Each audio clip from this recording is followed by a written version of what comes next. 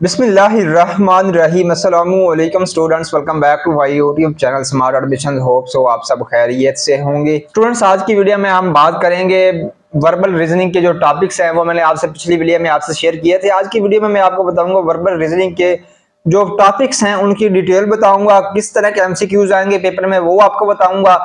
तमाम जो इसके रिलेटेड इन्फॉर्मेशन है वो आपसे शेयर करूंगा। वर्बल रीजनिंग का जो पार्ट है आपके लिए बहुत ही इंपॉर्टेंट है। किसी भी यूनिवर्सिटी के एडमिशन टेस्ट के लिए वर्बल रीजनिंग का जो पार्ट होता है वो बहुत जरूरी होता है। पंजाब यूनिवर्सिटी, लेट, अला एडमिशन टेस्ट, यूसेट, नास्ट, एनईटी, तमाम जितने भी एरड एग्रीकल्चर, तमाम यूनिवर्सिटी के एडमिशन टेस्ट में ये पार्ट इंग्लिश का वर्बल रीजनिंग का जो है वो इंक्लूड होता है। 20 नंबर के ये एमसीक्यूज आने होते हैं। इसके हवाले से मैं आपकी जो कंफ्यूजन है वो मैं आपको क्लियर कर देता हूँ और उसके अलावा आपको इसके एमसीक्यूज किस तरह के आएंगे वो बता देता हूँ, ताकि आप अच्छे तरीके से प्रिपेयर कर सकें, टॉपिक को समझकर जो है उसको अच्छे तरीके से बुक से तैयार कर सकें। तो अपडेट शेयर करने से पहले स्टूडेंट्स, अगर अभी तक आपने हमारे YouTube चैनल स्मार्ट एडमिशन को सब्सक्राइब नहीं किया तो इसको लाजमी तौर पर सब्सक्राइब कर लें, ताकि हमारी आने वाली तमाम एडमिशंस की मेरिट लिस्टों की, स्कॉलरशिप की अपडेट्स का जो नोटिफिकेशन है वो आप तक पहुंच सके। स्टूडेंट्स, वर्बल रीजनिंग के टॉपिक्स मैंने आपको पहले बता दिए थे। आज टॉपिक्स की डिटेल में हम आप समझेंगे।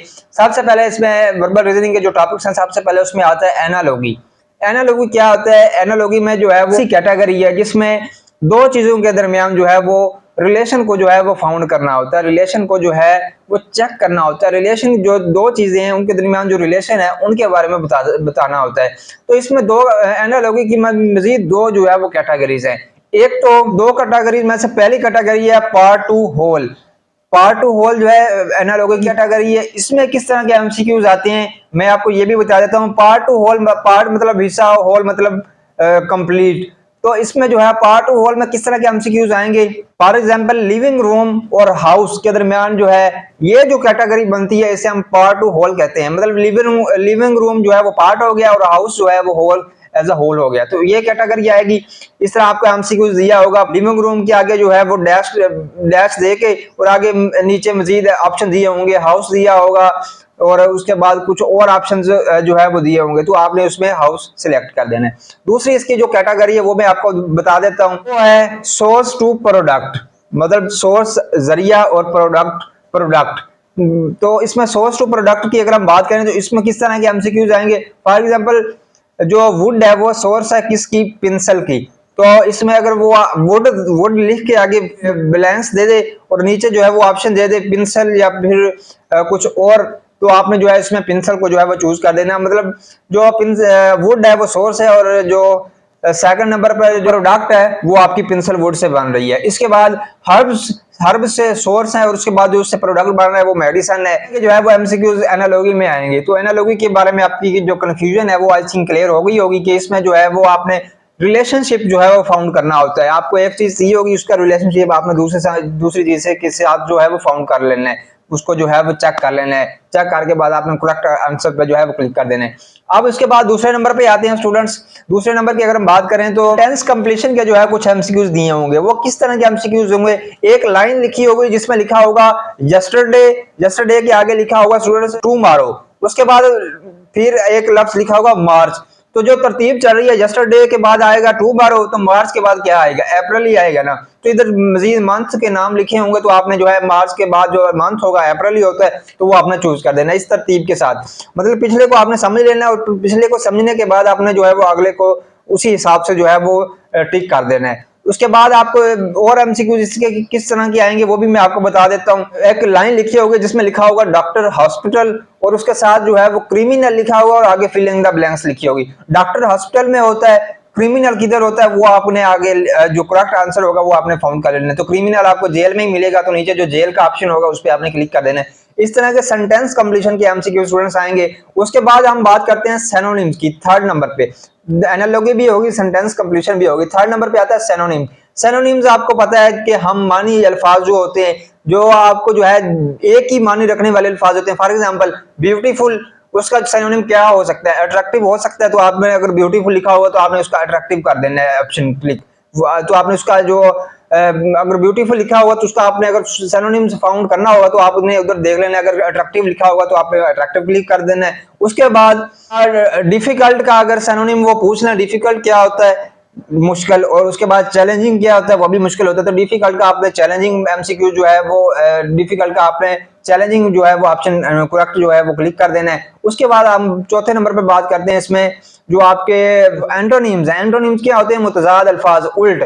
मतलब अगर उधर एमसीक्यूज आ जाता है हॉट, हॉट का मुतजाद क्या होगा? कोल्ड होगा, तो उसमें ठंडा और गर्म ये मुतजाद अल्फाज हो जाएंगे। इस तरह वो दे दे गुड, तो गुड का मुतजाद क्या होगा? बैड होगा। तो इस तरह के एंटोनिम्स के ऑप्शन होंगे, वो भी आपको वो आप इजीली आप इंशाल्लाह कर लेंगे, वो आपकी एफएससी की बुक सही आएंगे। तो उसके बाद हम अगर एंटोनिम्स इस तरह के मजीद भी आ सकते हैं। एंटोनिम्स और सिनोनिम्स आपने किधर से तैयार करने हैं वो मैं आपको बता देता हूँ। स्टूडेंट्स, आपने जो आपकी जो एंटोनिम्स और सिनोनिम्स हैं, ये आपकी जो बुक्स हैं फर्स्ट ईयर और सेकंड ईयर की, उनकी जो उसके एंड पे जो लास्ट जो है वो अगर आप चैप्टर के एंड पे देखें तो आपको काफी सारे जो है वो सिनोनिम्स वगैरह जो है वो मिलेंगे।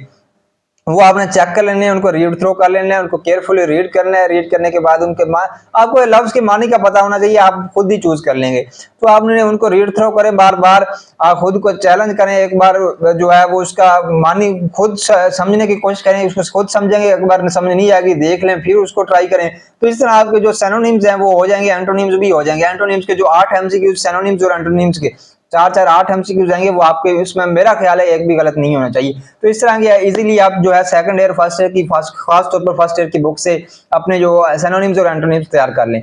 उसके बाद बात करते हैं, इसके बाद सेंटेंस कंप्लीशन की जो पहले मैंने आपको बताई थी उसके बारे में थोड़ा सा मजीद डिस्कस कर लेते हैं। सेंटेंस कंप्लीशन का मैंने आपको बता दिया था, आपको एक लाइन दी होगी, फॉर एग्जांपल यस्टरडे टुमारो, आगे मार्च के आगे डैश दी होगी, तो यस्टरडे के बाद टुमारो आ रहा है, मार्च के बाद क्या आएगा आपको पता है? अप्रैल आएगा। इस तरह के एमसीक्यूज आएंगे। इसके अलावा जो सेंटेंस कंप्लीशन है, इसमें जो खाली जगह होगी वो आपकी वोकैबुलरी बेस भी आपने फिल करनी होगी। उसके बाद तो सेंटेंस कंप्लीशन जो है ये आपकी डिफरेंट किस्म की होती है। इसमें 3 कैटेगरीज है सेंटेंस कंप्लीशन की। एक आपने वोकैबुलरी बेस जो है वो जो खाली जगह है वो फिल करनी होगी सेंटेंस कंप्लीशन। उसके बाद सेकंड नंबर पे आपने इसकी ग्रामर बेस जो फिल इन द ब्लैंक्स है वो सेंटेंस की वो फिल करनी होगी। उसके बाद थर्ड नंबर पे कंटेंट बेस जो है, जो फिटिंग वर्ड है वो आपने थर्ड नंबर पर कंटेंट बेस में भी आपने चूज करना होगा। इस तरह की 3 कैटेगरीज में से कोई भी कैटेगरी का एमसीक्यू जो है वो आ सकता है। मजीद इसकी एग्जांपल जो है वो हम इनकी जो है वो डिस्कस कर लेते हैं। सबसे पहले अगर हम बात करें स्टूडेंट्स इसमें खाली जगह की, तो the train departs exactly dash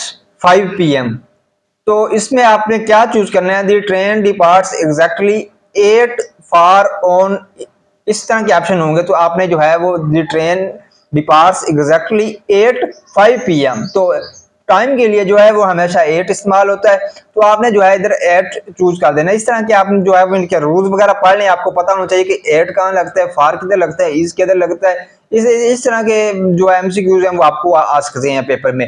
तो आपने इधर 8 चूज करना है, ट्रेन डिपार्ट्स एग्जैक्टली 8:05 PM, 8 आपने जो है क्लिक करना है। उसके बाद थर्ड नंबर पे सेकंड एमसीक्यूज का डिस्कस करते हैं। उसकी अगर हम बात करें तो इसमें जो सेकंड नंबर पे जो एमसीक्यूज है, after a long time at work Ali felt dash and decided to take a releasing shower।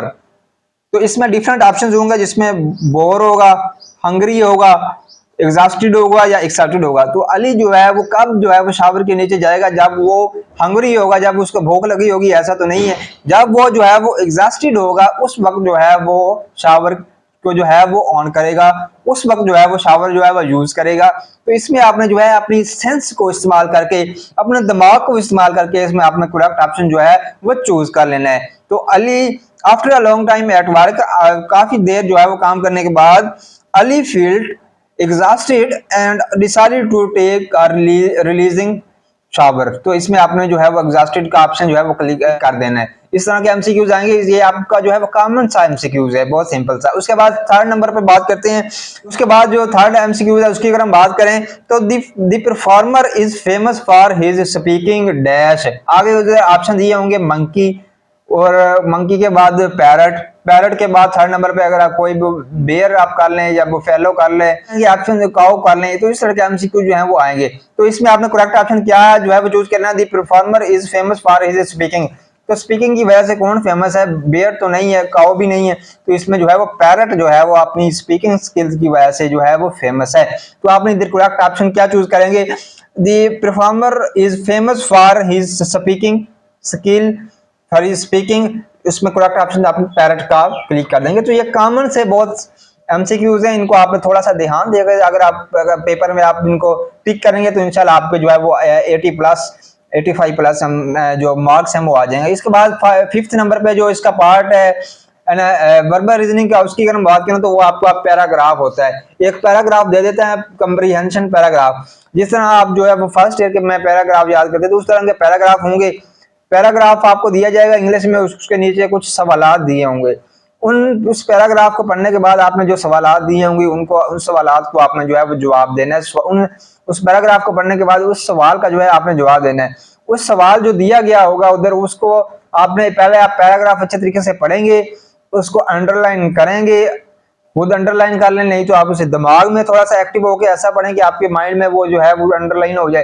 तो इस तरह आप उसको ध्यान से पढ़ें, उसको अंडरलाइन करें और उसके बाद जाके जो सवालात होंगे उनको आप पढ़ें तो आपको जो आंसर होंगे वो आ जाएंगे ऑटोमेटिकली। लेकिन अगर आप जो है वो पहले सवालात पढ़ेंगे तो फिर आप जो है वो कंफ्यूज हो जाएंगे आगे जाके। अगर आप पहले ही सब सवालात की तरफ चले जाएंगे तो आपके पे जो है एक तो प्रेशर बिल्डअप हो जाएगा और दूसरा जो है आप परेशान हो जाएंगे बाद में फिर। तो आपने जो है पहले पैराग्राफ पढ़ना है क्लियरली, बहुत ध्यान से, एक्टिवली, और उसके बाद उसको अंडरलाइन करके उसके बाद आपने उसके जो सवालात होंगे उनका जवाब दे देना। ये आपके 20 एमसीक्यूज होंगे वर्बल रीजनिंग के। 20 में से मेरा ख्याल है 18-19 आपको ले लेनी चाहिए अगर आप ध्यान से एक्टिवली अगर आप इतनी ज्यादा तैयारी ना भी करें, एक्टिव तौर पर जो है वो पेपर में एक्टिव माइंड के साथ जो है वो बैठें तो आपके इंशाल्लाह अच्छे नंबर आ जाएंगे।